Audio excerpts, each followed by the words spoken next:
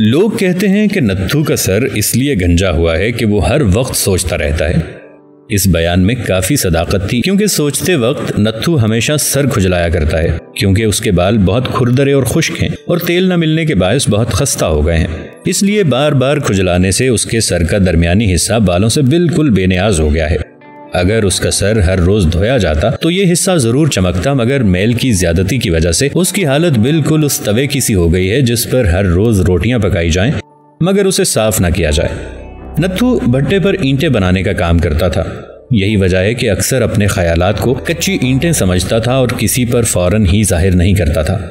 उसका ये उसूल था कि ख्याल को अच्छी तरह पकाकर बाहर निकालना चाहिए, ताकि जिस इमारत में भी वो इस्तेमाल हो उसका एक मजबूत हिस्सा बन जाए। गांव वाले उसके ख्यालात की कदर करते थे और हर बात में उससे मशवरा लिया करते थे, लेकिन इस कदर अफजाई से नत्थू अपने आप को अहम नहीं समझने लगा था। जिस तरह गांव में शंभू का काम हर वक्त लड़ते झगड़ते रहना था, इसी तरह उसका काम हर वक्त दूसरों को मशवरे देते रहना था। वो समझता था कि हर शख्स सिर्फ एक काम के लिए पैदा होता है। चुनाचे शंभू के बारे में चौपाल पर जब कभी भी जिक्र चिढ़ता तो वो हमेशा यही कहा करता कि खाद कितनी बदबूदार चीज से बनती है, पर खेती बाड़ी उसके बिना हो ही नहीं सकती। शंभू के हर सांस में गालियों की बास आती है, ठीक है, पर गांव की चहल पहल और रौनक भी उसी के दम से कायम है। अगर वो ना हो तो लोगों को कैसे मालूम होगा कि गालियां क्या होती हैं। अच्छे बोल जानने के साथ साथ बुरे बोल भी मालूम होने चाहिए। नत्थू भट्टे से वापस आ रहा था और हस्बे मामूल सर खुजलाता गांव के किसी मसले पर गौर व फिक्र कर रहा था। लालटेन के खंबे के पास पहुंचकर उसने अपना हाथ सर से अलहदा किया, जिसकी उंगलियों से वो बालों का एक मैल भरा गुच्छा मरोड़ रहा था। वो अपने झोंपड़े के ताजा लिपे हुए चबूतरे की तरफ बढ़ने ही वाला था कि सामने से उसे किसी ने आवाज दी। नत्थू पलटा और अपने सामने वाले झोंपड़े की तरफ बढ़ा, जहां से माधु उसे अपने हाथ के इशारे से बुला रहा था। झोंपड़े के छज्जे के नीचे चबूतरे पर माधु, उसका लंगड़ा भाई और चौधरी बैठे थे। उनके अंदाजे नशिस्त से ऐसा मालूम होता था कि कोई निहायत ही अहम बात सोच रहे हैं। सबके चेहरे कच्ची ईंटों की मानिंद पीले थे। माधु तो बहुत दिनों का बीमार दिखाई देता था। एक कोने में ताकचे के नीचे रूपा की मां बैठी थी। गलीज कपड़ों में वो मैले कपड़ों की एक गठड़ी दिखाई दे रही थी। नत्थू ने दूर ही से मामले की नजाकत महसूस की और कदम तेज करके उनके पास पहुंच गया। माधु ने इशारे से उसको पास बैठने को कहा। नत्थू बैठ गया और उसका एक हाथ गैर इरादी तौर पर अपने बालों के उस गुच्छे की तरफ बढ़ गया जिसकी जड़ें काफी हिल चुकी थीं। अब वो उन लोगों की बातें सुनने के लिए बिल्कुल तैयार था। माधु उसको अपने पास बिठाकर खामोश हो गया, मगर उसके कपकपाते होंठ साफ जाहिर कर रहे थे कि वो कुछ कहना चाहता है, लेकिन फौरन कह नहीं सकता। माधु का लंगड़ा भाई भी खामोश था और बार बार अपनी कटी हुई टांग के आखिरी टुंड मुंड हिस्से पर जो गोश्त का एक बदशक्ल लोथड़ा सा बना हुआ था हाथ फेर रहा था। रूपा की मां ताकचे में रखी हुई मूर्ति की मानिंद गूंगी बनी हुई थी और चौधरी अपनी मूंछों को ताव देना भूलकर जमीन पर लकीरें बना रहा था। नत्थू ने खुद ही बात शुरू की। तो माधु बोला, नत्थू बात यह है कि अब मैं तुम्हें क्या बताऊं कि क्या बात है। मैं कुछ कहने के काबिल ना रहा। चौधरी, तुम ही जी कड़ा करके सारा किस्सा सुना दो। नत्थू ने गर्दन उठाकर चौधरी की तरफ देखा, मगर वो कुछ न बोला और जमीन पर लकीरें बनाता रहा। दोपहर की उदास फजा बिल्कुल खामोश थी। अलबत्ता कभी कभी चीलों की चीखें सुनाई देती थीं और झोंपड़े के दाहिने हाथ घोड़े पर जो मुर्ग कूड़े को कुरेद रहा था कभी कभी किसी मुर्ग को देखकर बोल उठता। चंद लम्हों तक झोंपड़े के छज्जे के नीचे सब खामोश रहे और नत्थू मामले की नजाकत अच्छी तरह समझ गया। रूपा की मां ने रोई आवाज में कहा, मेरे फूटे भाग, इसको तो जो कुछ उजड़ना था उजड़ी। मुझे भागन की सारी दुनिया बर्बाद हो गई। क्या अब कुछ नहीं हो सकता? माधु ने कंधे हिलाए और नत्थू से मुखातिब होकर कहा, क्या हो सकता है भाई, मैं ये कलंक का टीका अपने माथे पर नहीं लगाना चाहता। मैंने जब अपने लालू की बात रूपा से पक्की की थी तो मुझे यह किस्सा मालूम नहीं था। अब तुम लोग खुद ही विचार करो कि सब कुछ जानते हुए भी मैं अपने बेटे का ब्याह रूपा से कैसे कर सकता हूँ। यह सुनकर नत्थू की गर्दन उठी। वो शायद ये पूछना चाहता था कि लालू का ब्याह रूपा से क्यों नहीं हो सकता। अभी कल तक सब ठीक ठाक था, अब इतनी जल्दी क्या हो गया है कि रूपा लालू के काबिल नहीं रही। वो रूपा और लालू दोनों को अच्छी तरह जानता था और सच पूछो तो गांव में हर शख्स एक दूसरे को अच्छी तरह जानता है। वो कौन सी बात थी जो इधर इन दोनों के बारे में मालूम ना थी। रूपा उसके सामने फूली फली बड़ी और जवान हुई। अभी कल ही की बात है कि उसके गाल पर एक जोर का धब्बा भी मारा था और उसको इतनी मजाल ना हुई कि चूं भी करे। हालांकि गांव की सब छोकरियां छोकरे गुस्ताख थे और बड़ों का बिल्कुल अदब नहीं करते थे। रूपा तो बड़ी भोली भाली लड़की थी, बातें भी बहुत कम करती थी और उसके चेहरे पर कोई ऐसी अलामत न थी जिससे यह पता चलता कि वो कोई शरारत भी कर सकती है। फिर आज उसकी बाबत ये बातें क्यों हो रही थीं? नत्थू को गांव के हर झोंपड़े और उसके अंदर रहने वालों का हाल मालूम था। मिसाल के तौर पर उसे मालूम था कि चौधरी की गाय ने सुबह सवेरे एक बछड़ा दिया है और माधु के लंगड़े भाई की बैसाखी टूट गई है। गामा हलवाई अपने मूंछों की बाल चुनवा रहा था कि उसके हाथ से आईना गिरकर टूट गया और एक सेर दूध के पैसे नाई को बतौर कीमत अदा करना पड़े। उसे यह भी मालूम था कि 2 उपलों पर परशुराम और गंगू की खचपच होते होते रह गई थी और सालग्राम ने अपने बच्चों को पापड़ भून कर खिलाए थे। हालांकि वेद जी ने मना किया था कि उनको मिर्चों वाली कोई शय न दी जाए। नत्थू हैरान था कि ऐसी कौन सी बात है जो उसे मालूम नहीं। तमाम ख्यालात उसके दिमाग में एकदम आए और वो माधु से अपनी हैरत दूर करने की खातिर कोई सवाल करने ही वाला था कि चौधरी ने जमीन पर तोते की शक्ल बनाते हुए कहा, कुछ समझ में नहीं आता, थोड़े ही दिनों में वो बच्चे की मां बन जाएगी। तो ये बात थी। नत्थू के दिल पर एक घोंसा सा लगा। उसे ऐसा महसूस हुआ कि दोपहर की धूप में उड़ने वाली सारी चीलें उसके दिमाग में घुसकर चीखने लगी हैं। उसने अपने बाल ज्यादा तेजी से मरोड़ने शुरू कर दिए। माथू काका नत्थू की तरफ झुका और बड़े दुख भरे लहजे में उससे कहने लगा, बेटा, तुम्हें तो ये मालूम है कि मैंने अपने बेटे की बात रूपा से पक्की की थी। अब मैं तुमसे क्या कहूं, जरा कान लाओ इधर।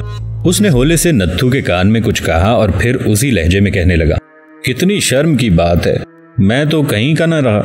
ये मेरा बुढ़ापा और ये जानलेवा दुख, और तो और लालू को बताऊं क्या दुख हुआ होगा। तुम ही इंसाफ करो, क्या लालू की शादी अब इससे हो सकती है? लालू की शादी तो एक तरफ रही, क्या ऐसी लड़की हमारे गांव में रह सकती है?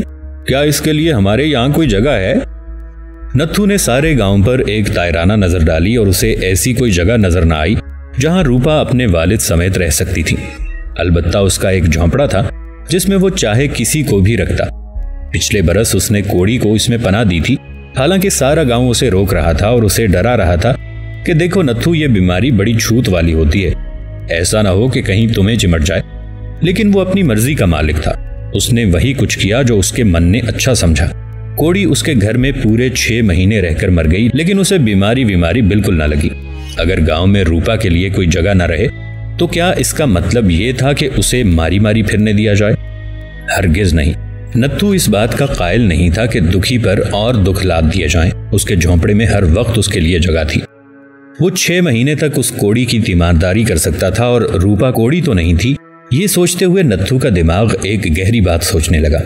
रूपा कोड़ी नहीं थी, इसलिए वो हमदर्दी की ज्यादा मुस्तहक भी नहीं थी। उसे क्या रोग था?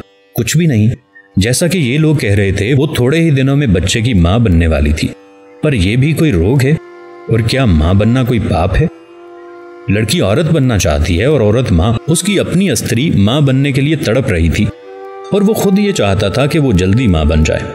इस लिहाज से भी रूपा का मां बनना कोई जुर्म नहीं था जिस पर उसे सजा दी जाए या फिर उसे रहम का मुस्तहक करार दिया जाए। वो एक की बजाय 2 बच्चे जने, इससे किसी का क्या बिगड़ता था? वो औरत ही तो थी, मंदिर में गड़ी हुई देवी तो नहीं थी। और फिर ये लोग खामखा क्यों अपनी जान हलकान कर रहे थे? माधु काका के लड़के से उसकी शादी होती तो भी कभी ना कभी बच्चा जरूर पैदा होता। अब कौन सी आफत आ गई थी? ये बच्चा अब जो उसके पेट में था कहीं से उड़कर तो नहीं आ गया था। शादी ब्याह जरूर हुआ होगा। ये लोग बाहर बैठे आप ही फैसले कर रहे हैं और जिसकी बाबत फैसला हो रहा है उससे कुछ पूछते ही नहीं। गोया बच्चा वो नहीं बल्कि ये खुद जन रहे हैं। अजीब बात थी। और फिर उन लोगों को बच्चे की क्या फिक्र पड़ गई थी? बच्चे की फिक्र या तो मां करती है या उसका बाप। और मजा देखिए कि कोई बच्चे के बाप की बात ही नहीं करता था। ये सोचते हुए नत्थू के दिमाग में एक बात आई और उसने माधु काका से कहा, काका, जो कुछ तुमने कहा है इससे मुझे बड़ा दुख हुआ, पर तुमने ये कैसे कह दिया कि रूपा के लिए यहाँ कोई जगह नहीं? हम सब अपने अपने झोंपड़ों को ताला लगा दें तो भी इसके लिए एक दरवाजा खुला रहता है। चौधरी ने जमीन पर तोते की आंख बनाते हुए कहा। तौबा का। नत्थू ने जवाब दिया, उनके लिए जो पापी हूं। रूपा ने कोई पाप नहीं किया, वो निर्दोष है। चौधरी ने हैरत से माधु काका की तरफ देखा और कहा, इसने पूरी बात नहीं सुनी। माधु का लंगड़ा भाई अपनी कटी हुई टांग पर हाथ फेरता रहा। नत्थू रूपा की मां से मुखातिब हुआ, अभी सुन लेता हूं, रूपा कहां है? रूपा की मां ने अपनी खुरदरी उंगलियों से आंसू पोंछे और कहा, अंदर बैठी अपने नसीबों को रो रही है। यह सुनकर नत्थू ने अपना सर एक बाजू से खुजलाया और उठकर झोंपड़े के अंदर चला गया। रूपा अंधेरी कोठरी के एक कोने में सर झुकाए बैठी थी। उसके बाल बिखरे हुए थे। मैले कुचैले कपड़ों में अंधेरे के अंदर वो गीली मिट्टी का एक ढेर सा दिखाई दे रही थी। जो बातें बाहर हो रही थीं, उनका एक एक लफ्ज उसने सुना था। हालांकि उसके कान उसके अपने दिल की बातें सुनने में लगे हुए थे, जो किसी तरह खत्म ही नहीं होती थी। नत्थू अंदर आने के लिए उठा तो वो दौड़कर सामने खटिया पर जा पड़ी और गुदड़ी में अपना सर मुंह छुपा लिया। नत्थू ने जब देखा कि रूपा छुप गई है तो उसे बड़ी हैरत हुई। उसने पूछा, अरे मुझसे क्यों छुपती हो? रूपा रोने लगी और अपने आप को और कपड़े में लपेट लिया। वो बगैर आवाज के रो रही थी, मगर नत्थू को ऐसा महसूस हो रहा था कि रूपा के आंसू उसके तपते हुए दिल पर गिर रहे हैं। उसने गुदड़ी के उस हिस्से पर हाथ फेरा जिसके नीचे रूपा का सर था और कहा, तुम मुझसे क्यों छुपती हो? रूपा ने सिसकियों से जवाब दिया, रूपा नहीं छुपती नत्थू, वो अपने पाप को छुपा रही है। नत्थू उसके पास बैठ गया और कहने लगा, कैसा पाप? तुमने कोई पाप नहीं किया, और अगर किया भी हो तो उसे छुपाना चाहिए। ये तो खुद एक पाप है। मैं तुमसे सिर्फ एक बात पूछने आया हूं। मुझे ये बता दो कि किसने तुम्हारी हस्ती आंखों में आंसू भर दिए हैं? किसने इस बाली उम्र में तुम्हें पाप और पुण्य के झगड़ों में फंसा दिया है? मैं क्या कहूं? रूपा ये कहकर गुदड़ी में और सिमट गई। नत्थू बोलता था और रूपा को ऐसा महसूस होता था कि कोई उसे इकट्ठा कर रहा है, उसे सुकेड़ रहा है। नत्थू ने बड़ी मुश्किल से रूपा के मुंह से कपड़ा हटाया और उसे उठाकर बिठा दिया। रूपा ने दोनों हाथों से अपने मुंह को छुपा लिया और जोर जोर से रोना शुरू कर दिया। इससे नत्थू को बहुत दुख हुआ। एक तो पहले उसे ये चीज सता रही थी कि सारी बात उसके जहन में मुकम्मल तौर पर नहीं आती, और दूसरे रूपा उसके सामने रो रही थी। अगर उसे सारी बात मालूम होती तो वो उसके ये सारे आंसू रोकने की कोशिश कर सकता था जो मैली गुदड़ी में जज्ब हो रहे थे। मगर उसको सिवाय इसके और कुछ मालूम नहीं था कि रूपा थोड़े ही दिनों में बच्चे की मां बनने वाली है। उसने फिर उससे कहा, रूपा तुम मुझे बताती क्यों नहीं हो? नत्थू भैया तुमसे पूछ रहा है, और वो कोई गैर थोड़ी है जो तुम यूं अपने मन को छुपा रही हो। तुम रोती क्यों हो? गलती हो ही जाया करती है। लालू की किसी और से शादी हो जाएगी और तुम अपनी जगह खुश रहोगी। तुम्हें दुनिया का डर है तो मैं कहूंगा कि तुम बिल्कुल बेवकूफ हो। लोगों के जो जी में आए कहें, तुम्हें इससे क्या? गलती करके अपने आप को दूसरों के हवाले कर देना तो मेरी समझ में सबसे बड़ी गलती है। जो कुछ होना था हो गया। अब तो हमें यह सोचना है कि इससे आगे क्या करना होगा। तुम दूसरों की बाबत ना सोचो, अपनी फिक्र करो। सबसे ज्यादा जरूरी चीज इस वक्त तुम हो, और सच पूछो तो अपनी जात ही हमेशा सबसे जरूरी होती है। रोने धोने से कुछ ना होगा रूपा। आंसू भरी आंखों से ना तुम मुझे ठीक तौर से देख सकती हो और ना अपने आप को। रोना बंद करो और मुझे सारी बात बताओ। रूपा की समझ में ना आता था कि वो उससे क्या कहे। वो दिल में सोचती थी कि अब ऐसी कौन सी बात रह गई है जो दुनिया को मालूम नहीं। यही सोचते हुए उसने नत्थू से कहा, नत्थू भैया मुझसे ज्यादा तो दूसरों को मालूम है। मैं तो सिर्फ इतना जानती हूँ कि जो कुछ मैं सोचती थी एक सपना था। यूं तो हर चीज सपना होती थी, पर यह सपना बड़ा ही अजीब है। कैसे शुरू हुआ, क्यों कर खत्म हुआ, इसका कुछ पता ही नहीं चलता। बस ऐसा मालूम होता है वो तमाम दिन जो मैं कभी खुशी से गुजारती थी, आंखों में आंसू बनना शुरू हो गए हैं। मैं घड़ा लेकर उछलती कूदती गाती कुएं पर पानी भरने गई। पानी भरकर जब वापस आने लगी तो ठोकर लगी और घड़ा चिकनाचूर हो गया। मुझे बड़ा दुख हुआ। मैंने चाहा कि इस टूटे हुए घड़े के टुकड़े उठाकर झोली में भर लूं, पर लोगों ने शोर मचाना शुरू कर दिया। नुकसान मेरा हुआ। चाहिए तो ये था कि वो मुझसे हमदर्दी करते, पर उन्होंने उल्टा मुझे ही डांटना शुरू कर दिया। गोया घड़ा उनका था और तोड़ने वाली मैं थी, और इस रोड़े का कोई कसूर ही नहीं था जो रास्ते में पड़ा था और जिससे दूसरे भी ठोकर खा सकते हैं। तो मुझसे कुछ ना पूछो, मुझे कुछ याद नहीं रहा। नत्थू की उंगलियां ज्यादा तेजी से बालों का गुच्छा मरोड़ने लगीं। उसने बड़े इज़्तिराब से कहा, मैं सिर्फ इतना पूछता हूं कि वो है कौन? कौन? वही। नत्थू इससे आगे कुछ न कह सका। रूपा के सीने से बेअख्तियार एक आह निकल गई। वो पहले जितना नजदीक अब उतना ही दूर है। मैं उसका नाम पूछता हूं, और जानती हो मैं तुमसे उसका नाम क्यों पूछता हूं? इसलिए कि वो तुम्हारा पति है और तुम उसकी पत्नी हो। तुम उसकी हो और वो तुम्हारा।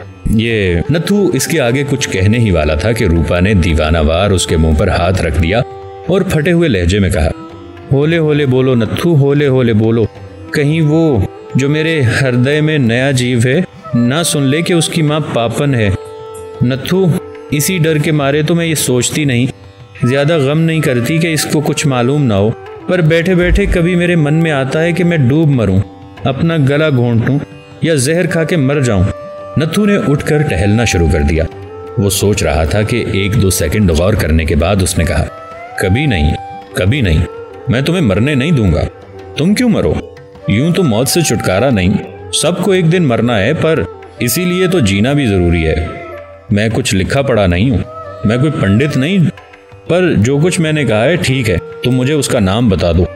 मैं तुम्हें उसके पास ले चलूंगा और उसे मजबूर करूंगा कि वो तुम्हारे साथ ब्याह कर ले और तुम्हें अपने पास रखे। वो तुम्हारा पति है। नत्थू फिर रूपा के पास बैठ गया और कहने लगा, लो मेरे कान में कह दो, वो कौन है? रूपा, क्या तुम्हें मुझ पर एतबार नहीं? क्या तुम्हें यकीन नहीं आता कि मैं तुम्हारे लिए कुछ कर सकूंगा? रूपा ने जवाब दिया, तुम मेरे लिए सब कुछ कर सकते हो नत्थू, पर जिस आदमी के पास तुम मुझे ले जाना चाहते हो, क्या वो भी कुछ करेगा? वो तो मुझे भूल ही चुका होगा। नत्थू ने कहा, तुम्हें देखते ही उसे सब कुछ याद आ जाएगा, बाकी चीजों की याद मैं उसे दिलाऊंगा। तुम मुझे उसका नाम तो बताओ। ये ठीक है कि स्त्री अपने पति का नाम नहीं लेती, पर ऐसे मौकों पर तुम्हें कोई लाज नहीं आनी चाहिए। रूपा खामोश रही। इस पर नत्थू और ज्यादा मुस्तरिब हो गया। मैं तुम्हें एक सीधी बात समझाता हूं और तुम समझती नहीं हो। पगली, जो तुम्हारे बच्चे का बाप है वही तुम्हारा पति है। अब मैं तुम्हें कैसे समझाऊं, तुम बस आंसू बहाए जाती हो, कुछ सुनती नहीं हो। मैं पूछता हूं उसका नाम बताने में हर्ज ही क्या है? लो, तुमने तो और रोना शुरू कर दिया है।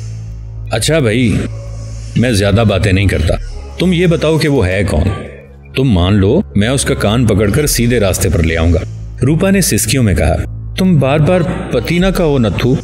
मेरी जवानी, मेरी आशा, मेरी दुनिया कभी की विधवा हो चुकी है। तुम मेरी मांग में सिंदूर भरना चाहते हो और मैं चाहती हूँ कि सारे बाल ही नोच डालूं। नत्थू, अब कुछ नहीं हो सकेगा। मेरी झोली के बेर जमीन पर गिरकर सब के सब मोरी में जा पड़े हैं। अब इन्हें बाहर निकालने से क्या फायदा? उसका नाम पूछकर तुम क्या करोगे? लोग तो अब मेरा नाम भूल जाना चाहते हैं। नत्थू तंग आ गया और तेज लहजे में कहने लगा, तुम बेवकूफ हो, मैं अब तुमसे कुछ नहीं पूछूंगा। वो उठकर जाने लगा तो रूपा ने हाथ के इशारे से उसे रोका। ऐसा करते हुए उसका रंग बिल्कुल जर्द पड़ गया। नत्थू ने उसकी गीली आंखों की तरफ देखा। बोलो, रूपा बोली। नत्थू भैया, मुझे मारो, मुझे खूब पीटो, शायद मैं इस तरह उसका नाम बता दूं। तुम्हें याद होगा, एक बार मैंने बचपन में मंदिर के एक पेड़ से कच्चे आम तोड़े थे और तुमने ही एक चांटा मारकर मुझसे सच्ची बात कहलवाई थी। आओ, मुझे मारो। ये चोर जिसे मैंने अपने मन में पनाह दे रखी है, बगैर मार के बाहर नहीं निकलेगा। नत्थू खामोश रहा। एक लहजे के लिए उसने कुछ सोचा, फिर यकायक उसने रूपा के पीले गाल पर इस जोर से थप्पड़ मारा कि छत के चंद सूखे और गद से अटे हुए तिनके धमक के मारे नीचे गिर पड़े। नत्थू की सख्त उंगलियों ने रूपा के गाल पर कई नहरें खोद दी। नत्थू ने गरज कर पूछा, बताओ वो कौन है? झोंपड़े के बाहर माधु के लंगड़े भाई की आधी टांग कांपी। चौधरी जिस तिनके से जमीन पर एक और तोते की शक्ल बना रहा था, हाथ कांपने के बायस दोहरा हो गया। माधु काका ने कलंक की तरह अपनी गर्दन ऊंची करके झोंपड़े के अंदर देखा। अंदर से नत्थू की खश्मालूद आवाज आ रही थी, मगर यह पता नहीं चलता था कि वो क्या कह रहा है। आंखों ही आंखों में माधु काका, चौधरी और लंगड़े केशु ने आपस में कई बातें की। आखिर में माधु काका का भाई बैसाखी टेक कर उठा। वो झोंपड़े में जाने ही वाला था कि नत्थू बाहर निकला। केशु एक तरफ हट गया। नत्थू ने पलटकर अपने पीछे देखा और कहा, आओ रूपा। फिर उसने रूपा की मां से कहा, मां तुम बिल्कुल चिंता ना करो, सब ठीक हो जाएगा, हम शाम तक लौट आएंगे। किसी ने नत्थू से यह ना पूछा कि वो रूपा को किधर लेकर जा रहा है। माधु काका कुछ पूछने ही वाला था कि नत्थू और रूपा दोनों चबूतरे से उतरकर मोरी के उस पार जा चुके थे। चुनाचे वो अपनी मूंछ के सफेद बाल नोचने में मसरूफ हो गया और चौधरी कुबड़े तिनके को सीधा करने लगा। भट्टे के मालिक लाला गणेश दास का लड़का सतीश, जिसे भट्टे के मजदूर छोटे लाला जी कहा करते थे, अपने कमरे में अकेला चाय पी रहा था। पास ही तबाई पर एक खुली हुई किताब रखी थी जिसे गालिबन वो पढ़ रहा था। किताब की जिल्द की तरह उसका चेहरा भी जज्बात से खाली था। ऐसा मालूम होता था कि उसने अपने चेहरे पर गिलाफ चढ़ा रखा है। वो हर रोज अपने अंदर एक नया सतीश पाता था। वो जाड़े और गर्मियों के दरमियानी मौसम की तरह मुतगय्यर था। वो गर्म और सर्द लहरों का एक मजमुआ था। दूसरे दिमाग से सोचते थे, लेकिन वो हाथों और पैरों से सोचता था। वो अपनी उम्र की उन मंजिलों को तय कर रहा था जहां हर शय खेल नजर आती है। यही वजह है कि अपनी जिंदगी को गेंद की माने उछाल रहा था। वो समझता था कि उछल कूद ही जिंदगी का असल मकसद है। इसको मसलने से बहुत ज्यादा मजा आता है। हर शय को वो मसल कर देखता था। औरतों से मुताल्लिक उसका नजरिया ये था कि मर्द खा कितना ही बूढ़ा हो जाए, मगर उसको औरत जवान मिलनी चाहिए। औरत में जवानी को वो इतना ही जरूरी ख्याल करता था जितना अपने टेनिस खेलने वाले रैकेट में बने हुए जाल के अंदर तनाव को। वो अपने दोस्तों को कहा करता था, जिंदगी के साज का हर तार हर वक्त तना होना चाहिए, ताकि जरा सी जुम्बिश पर भी वो लरजना शुरू कर दे। ये लर्जिश, ये कपकपाहट जिससे सतीश को इस कदर प्यार था, दरअसल उसके गंदे खून के खोलाव का नतीजा थी। जिनसी ख्वाहिशात उसके अंदर इस कदर ज्यादा हो गई थीं कि जवान हैवानों को देखकर भी उसे लज्जत महसूस होती थी। वो जब अपनी घोड़ी के जवान बच्चे के कपकपाते हुए भूरे बदन को देखता तो उसे नाकाबिले बयान मसरत हासिल होती थी। उसको देखकर कई बार उसके दिल में ये ख्वाहिश पैदा हुई थी कि वो अपना बदन उसके तरोताज़ा बदन के साथ घिसे। सतीश चाय पी रहा था और दिल ही दिल में चाय दानी की तारीफ कर रहा था जो बेदाग सफेद चीनी की बनी हुई थी। सतीश को दाग पसंद नहीं थे। वो हर शय में हमवारी पसंद करता था। साफ बदन औरतों को देखकर अक्सर कहा करता था, मेरी निगाहें इस औरत पर कई घंटे तैरती रहीं। वो किस कदर हमवार थी। ऐसा मालूम होता था कि शफाफ पानी की छोटी सी झील है। ये कमरा जिसमें उस वक्त सतीश बैठा था खास तौर पर उसी के लिए बनवाया गया था। कमरे के सामने टेनिस कोर्ट था। यहाँ वो अपने दोस्तों के साथ टेनिस खेलता था। आज उसने अपने दोस्तों से कह दिया था कि वो टेनिस खेलने नहीं आएगा क्योंकि उसे आज एक दिलचस्प खेल खेलना था। भंगी की जवान लड़की जिसके मुताल्लिक उसने एक रोज अपने दोस्त से ये कहा था, तुम उसे देखो, सच कहता हूँ तुम्हारी निगाहें उसके चेहरे पर से फिसल फिसल जाएंगी। मेरी निगाहें उसको देखने से पहले उसके खुरदरे बालों को थाम लेती हैं ताकि फिसल न जाएं। आज एक मुद्दत के बाद टेनिस कोर्ट में उससे मुलाकात करने के लिए आ रही थी। वो चाय पी रहा था और उसको ऐसा मालूम होता था कि चाय में उस जवान लड़की के सांवले रंग का अक्स पड़ रहा है। उसके आने का वक्त हो गया था। बाहर सूखे पत्ते खड़के तो सतीश ने प्याली में से चाय का आखिरी घूंट पिया और उसकी आमद का इंतजार करने लगा। एक लंबा सा साया टेनिस कोर्ट के झाड़ू दिए हुए सीने पर मुतहर्रिक हुआ और लड़की की बजाय नत्थू नमूदार हुआ। सतीश ने गौर से उसकी तरफ देखा कि आने वाला एक भट्टे का मजदूर है। नत्थू अपने सर के बालों का एक गुच्छा उंगलियों से मरोड़ रहा था और टेनिस कोर्ट की तरफ बढ़ रहा था। सतीश की कुर्सी बरामदे में बिछी हुई थी। पास पहुंचकर नत्थू खड़ा हो गया और सतीश की तरफ यूं देखने लगा गोया छोटे लालाजी को उसकी आमद की गर्ज़ो गायत अच्छी तरह मालूम है। सतीश ने पूछा, क्या है? नत्थू खामोशी से बरामदे की सीढ़ियों पर बैठ गया और कहने लगा, छोटे लाला जी, मैं इसे लेकर आया हूं। अब आप इसे अपने पास रख लीजिए। गांव वाले इसे बहुत तंग कर रहे हैं। सतीश हैरान हो गया। उसकी समझ में नहीं आया कि नत्थू क्या कह रहा है। उसने पूछा, किसे तंग कर रहे हैं? नत्थू ने जवाब दिया, आपकी रूपा को, आपकी पत्नी को। मेरी पत्नी? सतीश चकरा गया। मेरी पत्नी? तेरा दिमाग तो नहीं बहक गया? ये क्या बक रहा है? ये कहते ही उसके अंदर बहुत अंदर रूपा का ख्याल पैदा हुआ और उसे याद आया कि पहले सावन में वो एक मोटी मोटी आंखों और गदराए हुए जिस्म वाली एक लड़की से कुछ दिनों खेला था। वो दूध लेकर शहर में जाया करती थी। एक बार उसने दूध की बूंदें उसके उभरते हुए सीने पर टपकती देखी और हाँ, ये वही रूपा लड़की थी जिसके बारे में उसने एक बार ये ख्याल किया था कि वो दूध से ज्यादा मुलायम है। उसको हैरत भी हुई थी कि ये ईंटें बनाने वाले ऐसी नर्मो नाजुक लड़कियां कैसे पैदा कर लेते हैं। वो भंगी की लड़की को भूल सकता था, सुशीला को फरामोश कर सकता था जो हर रोज उसके साथ खेलती थी।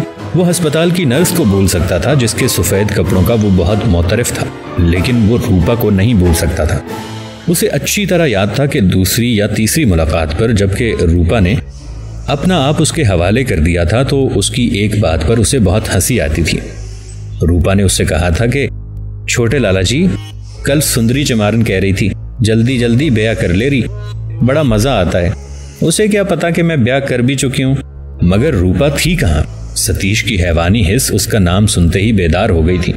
वो सतीश का दिमाग मामले की नजाकत को समझ गया था, मगर उसका जिस्म सिर्फ अपनी दिलचस्पी की तरफ मुतवज्जे था। सतीश ने पूछा, कहाँ है रूपा? नत्थू उठ खड़ा हुआ। बाहर खड़ी है, मैं अभी उसे लाता हूँ। सतीश ने फौरन ही रौबदार लहजे में कहा, खबरदार जो उसे तू यहाँ लाया, जा भाग जा यहाँ से। पर छोटे लाला जी, वो आपकी पत्नी हो चुकी है, वो बच्चे की मां बनने वाली है और बच्चा आप ही का तो होगा। नत्थू ने तितलाए हुए कहा। तो रूपा हामिला हो चुकी थी। सतीश को कुदरत की ये सितमकारी सख्त नापसंद थी। उसकी समझ में नहीं आता था कि औरत और मर्द के ताल्लुकात के साथ साथ ये हमल का सिलसिला क्यों जोड़ दिया गया है।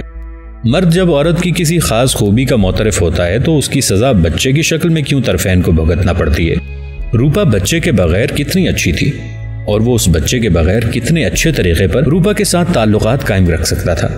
इस सिलसिला तौलीद की वजह से कई बार उसके दिल में यह ख्याल पैदा हुआ कि औरत एक बेकार शय है, यानी हाथ लगाओ और बच्चा पैदा हो जाता है। ये भी कोई बात है। अब उसकी समझ में नहीं आता था कि वो उस बच्चे का क्या करे जो पैदा हो रहा था। थोड़ी देर गौर करके उसने नत्थू को अपने पास बिठाया और बड़े आराम से कहा, तुम रूपा के क्या लगते हो? खैर छोड़ो इस किस्से को। देखो, ये बच्चे की बात मुझे ये पसंद नहीं। मुफ्त में हम दोनों बदनाम हो जाएंगे। तुम ऐसा करो, रूपा को यहाँ छोड़ जाओ। मैं इसे आज ही किसी ऐसी जगह भिजवा दूंगा जहाँ ये बच्चा जाया कर दिया जाएगा और रूपा को मैं कुछ रुपए दे दूंगा, वो खुश हो जाएगी। तुम्हारा इनाम भी तुम्हें मिल जाएगा। ठहरो। ये कहकर सतीश ने अपनी जेब से बटुआ निकाला और 10 रुपए का नोट नत्थू के हाथ में देकर कहा, ये रहा तुम्हारा इनाम, जाओ ऐश करो। नत्थू चुपके से उठा। 10 रुपए का नोट उसने अच्छी तरह मुट्ठी में दबा लिया और वहां से चल दिया। सतीश ने इत्मीनान का सांस लिया कि चलो छुट्टी हुई। अब वो भंगी की लड़की की बाबत सोचने लगा कि अगर ये क्या। नत्थू रूपा के साथ वापस आ रहा था। रूपा की नजरें झुकी हुई थी और वो यूं चल रही थी जैसे उसे बहुत तकलीफ हो रही थी। सतीश ने सोचा, ये बच्चा पैदा करना भी एक अच्छी खासी मुसीबत मालूम होती है। नत्थू और रूपा दोनों बरामदे की सीढ़ियों के पास खड़े हो गए। सतीश ने रूपा की तरफ देखे बगैर कहा, देखो रूपा, मैंने इसको सब कुछ समझा दिया है, तुम फिक्र ना करो, सब कुछ ठीक हो जाएगा, समझी? क्यों भाई, तुमने इसे सब कुछ बता दिया? नत्थू ने 10 रुपए का नोट खामोशी से सतीश की तरफ बढ़ा दिया और कहा, छोटे लाला जी, कागज के इस टुकड़े से आप मुझे खरीदना चाहते हैं? मैं तो एक बहुत बड़ा सौदा करने आया था। सतीश ने समझा कि नत्थू शायद 10 रुपए से ज्यादा मांगता है। कितने रुपए चाहिए तुझे? मेरे पास इस वक्त 50 हैं, लेना हो तो ले जाओ। नत्थू ने रूपा की तरफ देखा। रूपा की आंखों से आंसू निकलकर सीमेंट से लिपी हुई सीढ़ियों पर टपक रहे थे। उसके दिल पर ये कतरे पिघले हुए शीशे की तरह गिर रहे थे। सतीश की तरफ उसने मुड़कर कहा, छोटे लाला जी, ये आपकी पत्नी है, आप इसके बच्चे के बाप हैं, जैसे बड़े लाला जी आपके पिता हैं। रूपा के लिए और कोई जगह नहीं है, वो आपके पास रहेगी और आप इसे पत्नी बनाकर रखेंगे। सब गांव वाले इसे दुदकार रहे हैं। किस लिए? इसलिए कि वो आपका बच्चा अपने पेट में लिए फिरती है। आपको थामना पड़ेगा इस लड़की का हाथ, जिसने आपको अपना सब कुछ दे दिया है। आपका दिल पत्थर का नहीं है छोटे लाला जी, और इस छोकरी का दिल भी पत्थर नहीं है। आपने इसको सहारा न दिया तो और कौन देगा? ये आती नहीं थी, रो रो के अपनी जान हलकान कर रही थी। मैंने इसे समझाया और कहा कि पगली तू क्यों रोती है, तेरा पति जीता है, चल मैं तुझे उसके पास ले चलूं। सतीश को पति पत्नी का मतलब ही समझ में नहीं आता था। देखो भाई, ज्यादा बकवास ना करो, तुम यूं डरा धमका कर मुझसे ज्यादा रुपया वसूल नहीं कर सकते। मैं 100 रुपया देने पर राजी हूं, मगर शर्त यह है कि बच्चा जाया कर दिया जाए। और तुम जो मुझसे ये कहते हो कि मैं इसे अपने घर में बसा लूं, तो ये नामुमकिन है। मैं इसका पति ख्वाब में भी नहीं बना और ना ये मेरी कभी पत्नी बनी है, समझे? 100 रुपया लेना हो तो कल आके यहाँ से ले जाना। अब यहाँ से 9-11 हो जाओ। नत्थू बना गया। और ये बच्चा क्या आसमान से आ गया है? इसकी आंखों में आंसू भूत प्रेतों ने भर दिए हैं। मेरा दिल कौन मसल रहा है? ये 100 रुपए क्या आप खैरात के तौर पर दे रहे हैं? कुछ हुआ है तो सब कुछ हो रहा है, कोई बात है तो ये हलचल मच रही है। आप इस बच्चे के बाप हैं तो क्या इसके पति नहीं? मेरी अकल को कुछ हो गया है या आपकी समझ को? सतीश ये तकरीर बर्दाश्त न कर सका। उल्लू के पट्टे, तू जाता है कि नहीं? यहां से खड़ा अपनी मंतिक छांट रहा है। जा, जो कुछ करना है कर ले, देखूं तू मेरा क्या बिगाड़ लेगा। नत्थू ने हौले से कहा, मैं तो सवारने आया था छोटे लाला जी, आप नाहक क्यों बिगड़ रहे हैं? आप क्यों नहीं इसका हाथ थाम लेते? ये आपकी पत्नी है, पत्नी के बच्चे। अब तू अपनी बकवास बंद करेगा या नहीं? बच्चा क्या बक रहा है? जा ले जा अपनी इस कुछ लगती को, वरना याद रख खाल उधेड़ दूंगा। नत्थू के सब पट्टे अकड़ गए। भगवान की कसम, मुझ में इतनी शक्ति है कि यूं हाथों में दबाकर तेरा सारा लहू नचोड़ दूं। मेरी खाल तेरे इन नाजुक हाथों से उधड़ेगी? मैं तेरी बोटी बोटी नोच सकता हूं, पर मैं कुछ नहीं कर सकता। मैं तुझे हाथ तक नहीं लगाना चाहता। तू रूपा के बच्चे का बाप है, तू रूपा का पति है। अगर मैंने तुझ पर हाथ उठाया तो मुझे डर है कि रूपा के दिल को धक्का लगेगा। तू औरतों से मिलता जुलता है। सतीश आपे से बाहर हो गया। वो चीखने लगा, तेरी और तेरी रूपा की ऐसी की तैसी, निकल यहां से बाहर। नत्थू बढ़कर रूपा के आगे खड़ा हो गया और सतीश के पास बिल्कुल पास जाकर कहने लगा, छोटे लाला जी, मुझे माफ कर दीजिए। मैंने ऐसी बातें कह दी हैं जो मुझे नहीं कहना चाहिए थी। मुझे माफ कर दीजिएगा, मगर रूपा का हाथ थाम लीजिए। आप इसके पति हैं। इसके भाग में आपके बिना कोई मर्द नहीं लिखा। ये आपकी है, अब आप इसे अपना लें। ये देखिए, मैं आपके सामने हाथ जोड़ता हूं। कैसे वाहियात आदमी से वास्ता पड़ा है। सतीश ने कमरे के अंदर जाते हुए कहा, कहता हूं मैं रूपा वूपा को नहीं जानता, मगर ये खामखा से मेरे पल्ले बांध रहा है। जाओ जाओ, होश की दवा करो। कमरे का सिर्फ दरवाजा खुला था जिसमें से सतीश अंदर दाखिल हुआ था। अंदर दाखिल होकर उसने ये दरवाजा बंद कर दिया। नत्थू ने दरवाजे की लकड़ी की तरफ देखा तो उसे सतीश के चेहरे और उसमें कोई फर्क नजर न आया। नत्थू ने अपने सर के बाल मरोड़ने शुरू किए और जब पलटकर उसने रूपा से कुछ कहना चाहा तो वो जा चुकी थी। वो उसका पीछा करने के लिए भागा, मगर वो जा चुकी थी। बाहर निकलकर उसने रूपा को बहुत दूर दरख्तों के झुंड में गायब होते देखा। वो उसके पीछे ये कहता हुआ भागा, रूपा, और रूपा ठहर जा, मैं एक बार फिर इसे समझाऊंगा, वही तेरा पति है, इसका घर ही तेरी असल जगह है। वो बहुत देर तक भागता रहा मगर रूपा बहुत दूर निकल गई थी। उस रोज से आज तक नत्थू रूपा की तलाश में सरगर्दा है, मगर वो उसे नहीं मिलती। वो लोगों से कहता है, मैं रूपा के पति को जानता हूं, तुम उसे ढूंढ कर लाओ, मैं उसे उसके पति से मिलाऊंगा। लोग ये सुनकर हंस देते हैं। बच्चे जब भी नत्थू को देखते हैं तो उससे पूछते हैं, उसका पति कौन है नत्थू भैया? तो नत्थू उनको मारने के लिए दौड़ता है।